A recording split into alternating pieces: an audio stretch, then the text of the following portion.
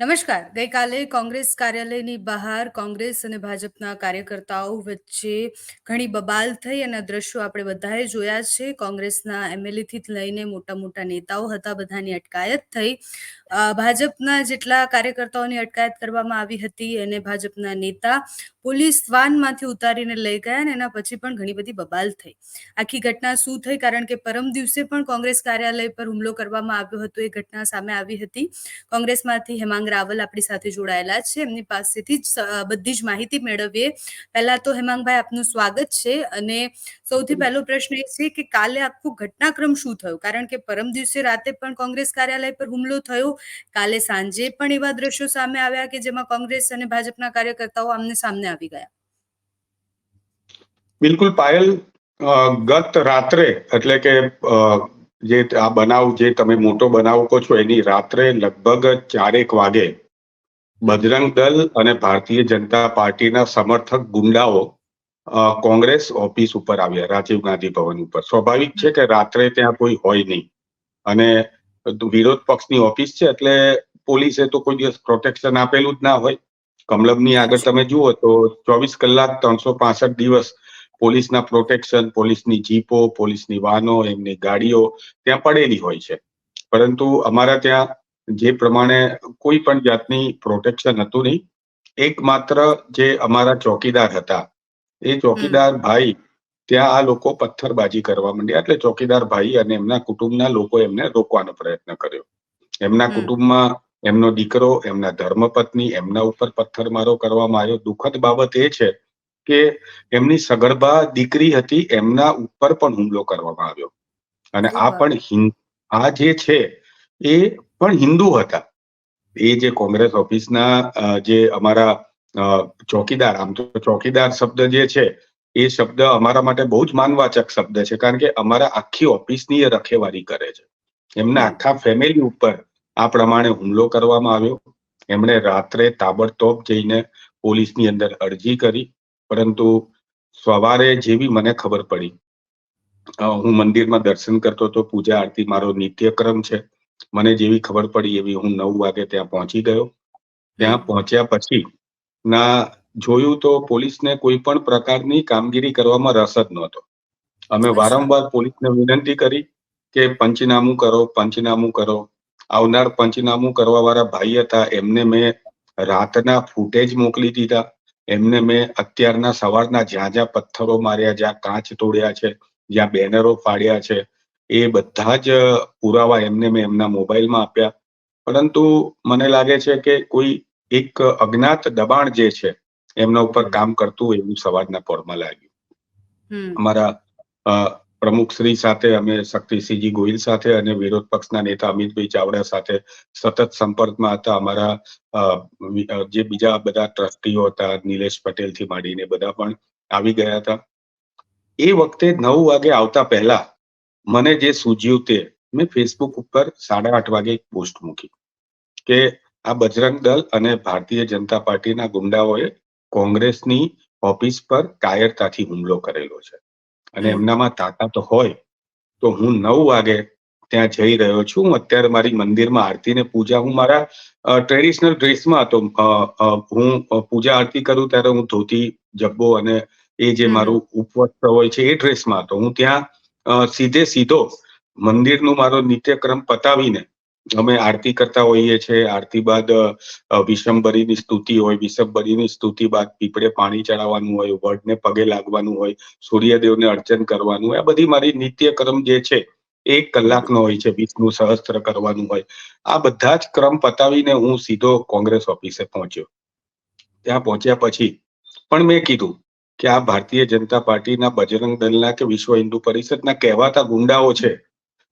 મહત્વની વાત તો દુઃખદ બાબત એ છે કે જેમ તાલિબાનીઓ જે પ્રમાણે સ્ત્રીઓને મારી નાખતા હતા, આઈઆઈએસ કે આઈએસ જે પણ હોય એ લોકો મારી નાખે અને પછી એના વિડીયો મૂકે અને એના ઉપર પોતે ગર્વ લે, એ પ્રમાણે કોંગ્રેસ ઓફિસ પર હુમલો કરનારા લોકોએ પણ પોતાના ઓફિશિયલ હેન્ડલ ઉપર વિડીયો મૂકે છે હુમલાના. લોકશાહીની અંદર મને લાગે છે કે આટલી મોટી લોકશાહીની બર્બરતા એ મેં કદાચ પહેલી વાર જોઈ છે કે રાત્રે હુમલો કરે, પોતાના વિડીયો જે છે એના ઓફિશિયલ હેન્ડલ ઉપર મુકાય, અને જેમ તાલિબાનો સ્વીકારે કે આ હત્યાની જવાબદારી મારી હતી, એમ આ લોકો સ્વીકારે છે કે આ હુમલાની જવાબદારી અમારી હતી. એટલે આ જે ઘટનાક્રમ છે એ સવારનો ઘટનાક્રમ હતો. મેં સવારના ઘટનાક્રમની અંદર તમારા જેવા મીડિયા મિત્રો સાથે વાત કરતા જણાવ્યું હતું કે આવો કાયરતાપૂર્ણ હુમલો શું કરો છો? હું બેઠો છું, 9 વાગે આવી ગયો છું, મારી ઉપર હુમલો કરો. તમારે જે લઈને આવવું હોય, તલવાર, લાકડીઓ, બંદૂકો, જે લઈને આવો મારી પાસે. એટલે અમારી પાસે અમારી વિચારધારા, સત્ય અને અહિંસાનું જે હથિયાર છે, સંવિધાનનું હથિયાર છે, અમે હથિયારનો ઉપયોગ કરીશું. આ ઘટનાક્રમ કાલે તો સવારનો એ રહ્યો. હથિયાર બધા જ મેકાઈ ગયા ને. કાલે જ્યારે 4 તમારી વાગે બંને આમને સામને આવ્યા ત્યારે તો કોંગ્રેસના કાર્યકર્તાઓ પણ હતા ને ભાજપના કાર્યકર્તાઓ પણ હતા એમાં. પાયલ, આપણા સંવિધાનની અંદર અને આપણી કાયદાની અંદર પણ લખેલું છે કે તમારા ઘર ઉપર કોઈ હુમલો કરે તો તમારે સ્વરક્ષણ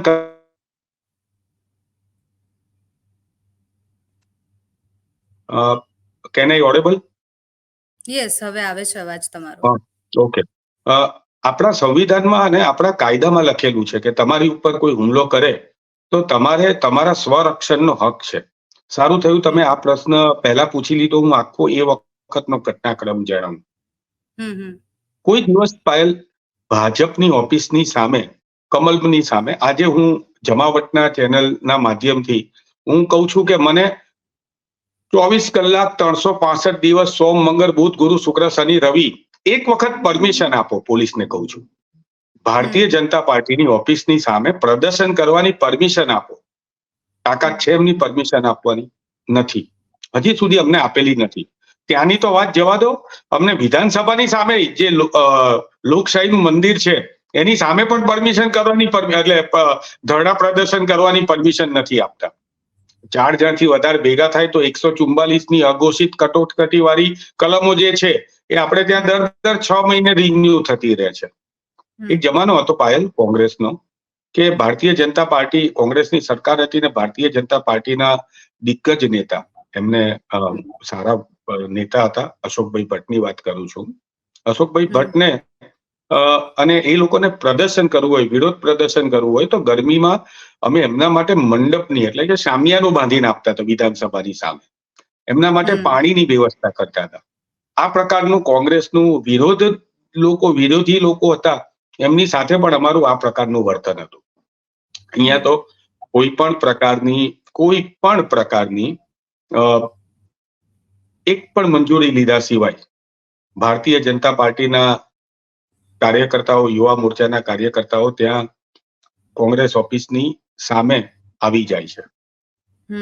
કોંગ્રેસ ઓફિસની સામે આવી જાય છે. અમારા ત્યાં પણ એક મોટો કાર્યક્રમ હતો. 2 વાગે ઇન્દ્ર વિજયસિંહ ગોહિલ, અમારા કાર્યકારી પ્રમુખ, અને બાકી NSUIના જે અમારા પ્રમુખ હતા એ બધા ભેગા મળીને 2 વાગે ભારતીય જનતા પાર્ટીના વિચારોથી અને આ પ્રકારના ખોખલા અને નકલી હિન્દુત્વથી જે લોકો નારાજ હતા એ લોકો, અમારા ત્યાં 100 જેટલા કાર્યકર્તાઓ એ ત્યાં એ દિવસે ABVP-માંથી જોડાયેલા હતા. એ લોકોનો 2:30 વાગ્યા સુધી અમારો કાર્યક્રમ ચાલ્યો. એ લોકો બેઠા હતા, કોંગ્રેસની ઓફિસ જોતા હતા, અમારી જોડે વાતો કરતા હતા, એમની વાતો રજૂ કરતા હતા. અચાનક 3:30-4 વાગે અમને પણ થોડા ઇનપુટ મળ્યા હતા, એટલે અમે પોલીસને પહેલેથી કહી દીધું હતું. અને 3:30-4 વાગે આ લોકોનો કાફલો જમા થતો ગયો કોંગ્રેસ ઓફિસની બહાર, મુખ્ય રોડ ઉપર આગળ. ત્યારે પોલીસ હાજર હતી ત્યાં જ્યારે કાફલો બધો ભેગો થયો? બિલકુલ હતી પાયલ. પણ હું તમને કહું કે તમે પણ વારંવાર સરસ ગાંધીનગરની અંદર જે હમણાં છેલ્લે તમે કવરેજ કર્યું અને વિશ્વ કક્ષાએ વખણાયું છે કવરેજ તમારું, એ કવરેજમાં તમે જોતા હતા કે કોઈ પણ વ્યક્તિ ગાંધીનગર શહેરમાં આવે, ST બસે ઉતરે, ત્યાં એને પકડીને ડિટેન કરી લેવામાં આવતી હતી. મંજૂરી નથી એ એનું બહાનું બતાવીને. ઓફિસ સુધી તો મંત્રીશ્રીની ઓફિસ સુધી પહોંચવાની વાત તો બાજુએ રહી. અહીં તો કાર્યકર્તાઓ પાલડી અમારી ઓફિસની બહાર આવી ગયા ત્યાં સુધી એમને ડિટેન કરવામાં ના આવ્યા. એનેથી પણ વધારે 1 કલાક સુધી સળંગ પથ્થરમારો કર્યો. એક પણ વ્યક્તિને ડિટેન નહીં કરવાના. તમારી જોડે વિડીયો ફૂટેજ છે, બધાએ જોયા છે. 1 કલાક સુધી સળંગ પથ્થરમારો કર્યો અને કોઈ પણ પ્રકારના એમને ડિટેન નહીં કરવાના, એમને બસ મજાથી એમને કોંગ્રેસ ઓફિસ ઉપર હુમલો કરવા દેવાનો.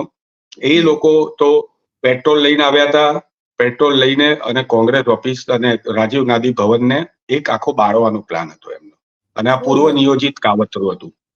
પોલીસ મુખ પ્રેક્ષક બનીને માત્ર સોરી કેટલા લોકો આવ્યા હતા? લગભગ 100 થી 150 નું ટોળું હતું. અને કોંગ્રેસના કેટલા લોકો હતા? કાર્યકર્તાઓ કેટલા હતા?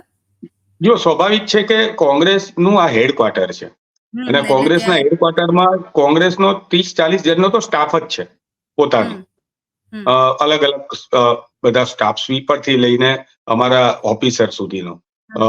તો એ બધા જે હતા એની સાથે સાથે આ જે લોકો જોડાવા આવ્યા હતા એ લોકો હતા, અને એ બધા અમારા નેતાઓ, જે બાકીના લોકો જે છે, કોંગ્રેસ ઓફિસ જે છે ત્યાં તો બધું જે રૂટીન કામ ચાલતું, એટલે લગભગ એટલાથી વધારે લોકો હશે કદાચ, હું માનું છું ત્યાં સુધી 200-250 જેવા બધા જ થઈને માનવ બળ ત્યાં હશે એવું મારું માનવું છે અત્યારે. અને અમે લોકો અમારી ઓફિસની પ્રિમાઇસીસમાં ઉભા હતા. સામેથી રાહુલ ગાંધી ઉપર અભદ્ર ટિપ્પણીઓ તો નહીં પણ સ્લોગનો મોટેથી બોલાતા હતા. બિલકુલ, એ નારા લગાવવામાં આવ્યા. પોલીસ વાળા મુખ પ્રેક્ષક બનીને જોતા હતા, અમારી ઉપર પથ્થરો આવતા હતા.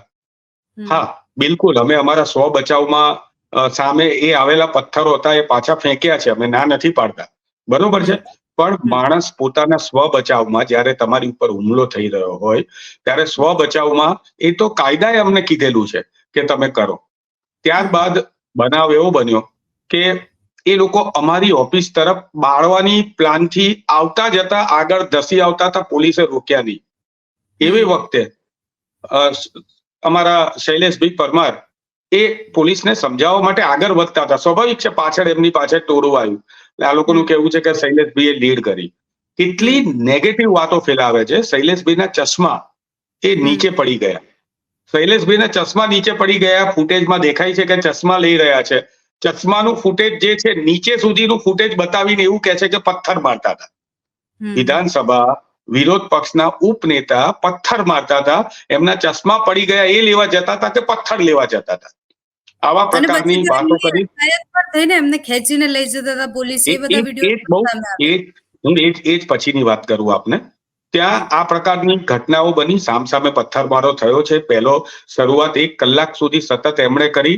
અમારા જીવ બચાવવા માટે અમારી જોડે કોઈ હથિયારો નહોતા. એક બીજું પણ અમારી ઉપર આરોપ મૂકવામાં આવે છે કે કોંગ્રેસનું પૂર્વ નિયોજિત કાવતરું હતું પાયલ, અને કોંગ્રેસે પથ્થરો ભેગા કરીને રાખ્યા હતા. હું ઓપન ચેલેન્જ આપું છું મીડિયાને પણ, અને મીડિયાને તો ચેલેન્જ ના આપવાની હોય, આમંત્રણ આપું છું, અને પોલીસને ચેલેન્જ આપું છું કે તમે લઈ જાઓ અમારો વિડીયો ફૂટેજ. અમારા ત્યાં બધા જ કેમેરા લાગેલા છે. એક જગ્યાએ કેમેરા લાગેલા છે બાથરૂમ સિવાય. તમે લઈ જાઓ અને તમે જે કંઈ પણ, અમે જો દોષિત હોઈએ તો અમને પકડીને તમે નાખો જેલમાં, પણ ખોટા આરોપો ના કરો. ભાજપના જે નેતા છે અમિત શાહ, એમને તો એવું નિવેદન પણ આપ્યું છે કે કોંગ્રેસના કાર્યકર્તાઓ અને નેતાઓએ જે ઝંડાની લાકડીઓ હતી એ પણ ઉછાળી છે, એટલે દંડા પણ ઉછાળ્યા છે, પથ્થરમારો પણ કર્યો છે, અને બોટલો પણ ઉછાળી છે. આમાં એવું છે, વર્ષો પહેલા મોદી સાહેબ એક વખત બોલ્યા હતા કે તમારે એક્શન થાય તો રિએક્શન થાય. અહીંયા ગુજરાતમાં જ બોલ્યા હતા. એ ઘટના કયો સંદર્ભ હતો એને ભૂલી જાઓ, પણ એમના વાક્યની વાત છે. તો મારે અમિતભાઈ શાહને પણ કહેવાનું છે કે આ એક્શનની સામેનું રિએક્શન હતું. તમે જેટલા એક્શન કરશો એને આનેથી પણ મજબૂત તમને રિએક્શન મળવાનું છે. કોંગ્રેસ ગાંધી વિચારધારાને માને છે, પણ કોંગ્રેસના પ્રમુખ જે છે સુભાષચંદ્ર બોઝ પણ રહી ચૂક્યા છે. એટલે મહેરબાની કરીને કોંગ્રેસી જનોને કાયર કે ડરપોક ના સમજતા. તમે પ્રતિકાર, જો તમે અમારી સામે હિંસા કરશો તો એનો પ્રતિકાર અમે સ્વ બચાવમાં કરવાના જ છીએ. જ્યારે તમે અમિતભાઈ શાહની વાત કરી તો મારે દુઃખદ રીતે કહેવું પડે છે કે એમનો દીકરો સન્ની અમિતભાઈ શાહ અમારા પ્રગતિબેન અને 4 મહિલાઓ એલિઝબ્રિજ પોલીસ સ્ટેશનમાં હતા.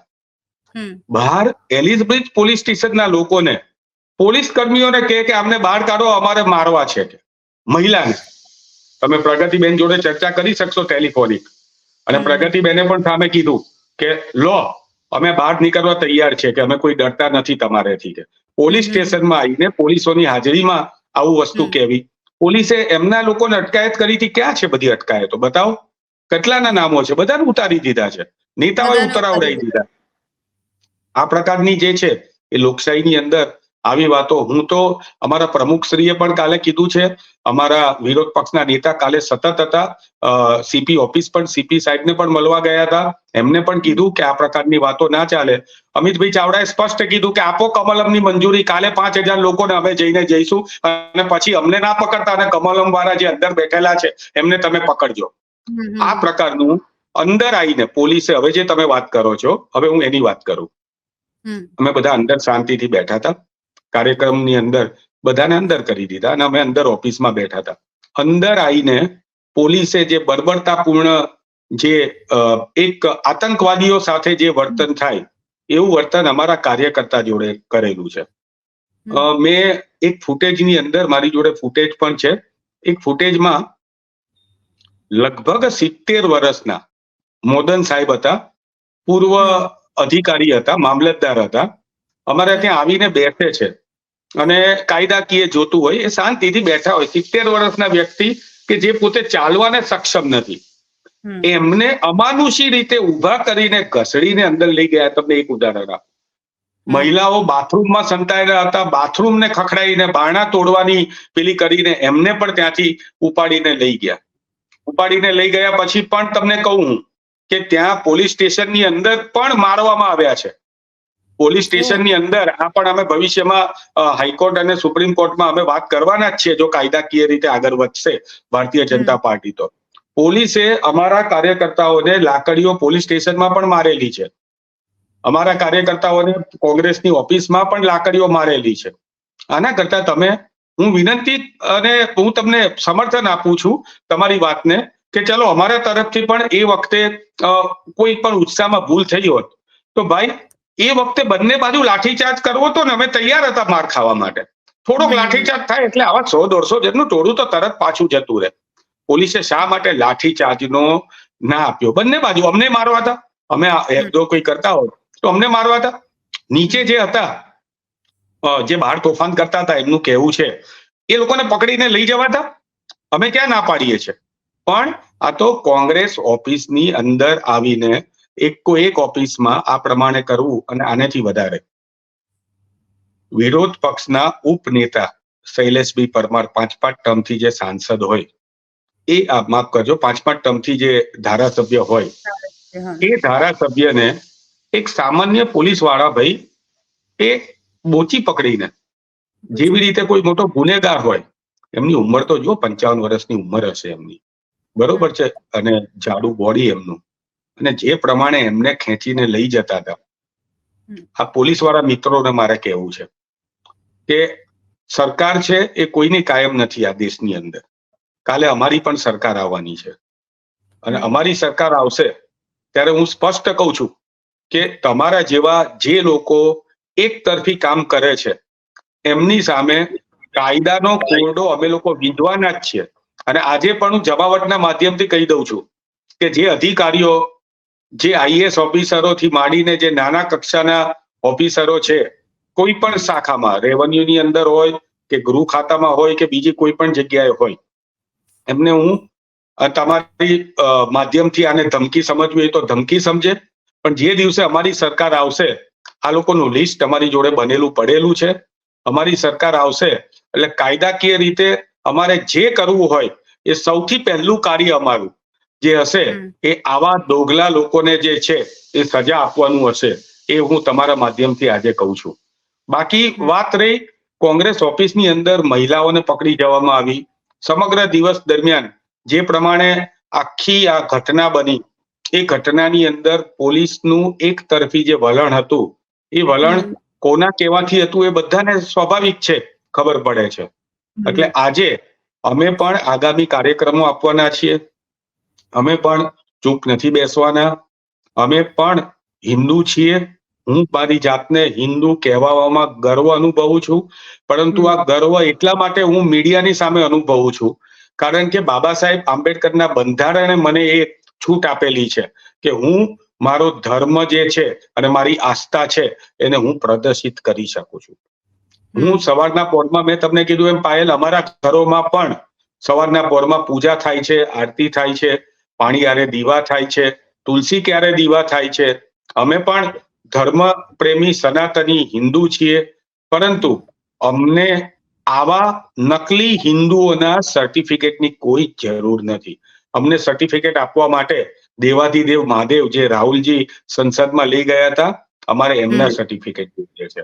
અમારા સર્ટિફિકેટ આપવા માટે અમારા માટે હિન્દુ ધર્મના, સનાતન ધર્મના 4 સર્વોચ્ચ શંકરાચાર્ય છે, એમના આશીર્વાદ અમારે જોઈએ છે. આવા દોગલા લોકોના આશીર્વાદ અમારે જોઈતા નથી.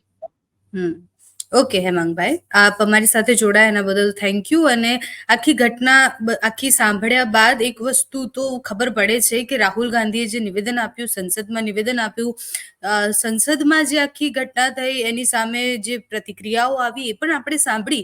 પણ રાહુલ ગાંધીએ જે કીધું હતું, હિન્દુઓ માટે જે કીધું હતું કે જેને વિવાદ બનાવવામાં આવે છે, એ અત્યારે એવું સાબિત થાય છે કે ખોટું નથી. કારણ કે રાહુલ ગાંધી જે કહી રહ્યા હતા એ બધું તો કાલના દિવસમાં જ આપણે જોઈ લીધું કે બંને તરફથી જે આપણે કહીએ છીએ કે અમે હિન્દુત્વ બચાવવા માટે નીકળ્યા છીએ, કોંગ્રેસના કાર્યાલય સુધી પહોંચ્યા અને પછી એ લોકોએ જે હિન્દુને બચાવવા અને હિન્દુત્વને બચાવવાની વાત કરવા સાથે રાહુલ ગાંધીનો જે વિરોધ કર્યો કે રાહુલ ગાંધી આ ન બોલી શકે, તો તમે જે કર્યું એ શું કર્યું? તમે તો એને ઉડતાનું એ જ દેખાડ્યું ને કે રાહુલ ગાંધી જે બોલ્યા હતા એ સાચું જ બોલ્યા હતા. કારણ કે તમે બી હિંસા કરી છે, તમે બી હિન્દુત્વ બચાવવાના નામે જે કાલે કર્યું છે બધાએ જોયું છે. બીજો પ્રશ્ન પોલીસ પર પણ થવો જોઈએ કે પોલીસ જ્યારે આ બધું જ થઈ રહ્યું હતું ત્યારે પોલીસ શું કરી રહ્યા હતા? કારણ કે ઓલરેડી ત્યાં પોલીસ હાજર હતા. આપણે ગાંધીનગર વાળી ઘટના એમને જે યાદ કરાવીએ, મારે ફરીથી યાદ કરાવી છે કે જ્યારે આવી ઘટનાઓ થાય છે ત્યારે પોલીસ શું કરતા હોય છે? પોલીસ અટકાયત તો કરીને લઈ જાય છે, પણ એ એક તરફી કેવી રીતના હોઈ શકે? ભાજપના કાર્યકર્તાઓને કેવી રીતના કોઈ નેતા આવી અને ગાડીમાંથી ઉતારીને લઈ જઈ શકે? આ કોના કહેવા પર થાય છે? પોલીસે પણ જવાબ આપવો જોઈએ. આખી ઘટના 30 મિનિટ સુધી ચાલે છે, ઓફિશિયલ આંકડો 30 મિનિટ છે, હેમાંગભાઈ કલાક કહે છે, એટલે આપણે એવું સમજીએ કે એને વચ્ચેનો જે સમય છે ત્યાં સુધી પોલીસ શું કરતી હતી, અને રોકવા માટે પોલીસે શું કર્યું એનો જવાબ પોલીસે આપવો જ પડશે. કારણ કે આપણે જે કાયદા અને વ્યવસ્થાની વાત કરીએ છીએ, આવી ઘટનાઓ પર દેખાય છે કે કાયદા અને વ્યવસ્થા કોઈના કીધા પર ચાલે છે, અને કાયદો અને વ્યવસ્થા માત્ર કહેવા માટે છે, ખાલી લખવા માટે છે કે આ કાયદો છે, આ વ્યવસ્થા છે, અમે આ કરીએ છીએ, આ કરીએ છીએ. જ્યારે આવી ઘટનાઓ બને છે ત્યારે સ્પષ્ટપણે દેખાય છે કે પોલીસ એમાં નિષ્ફળ જાય છે, અને પોલીસની ચરબી ત્યાં જ દેખાય છે કે જ્યાં સામાન્ય માણસ બોલી ન શકે, જ્યાં એમની સામે સવાલ ન થઈ શકે. નમસ્કાર.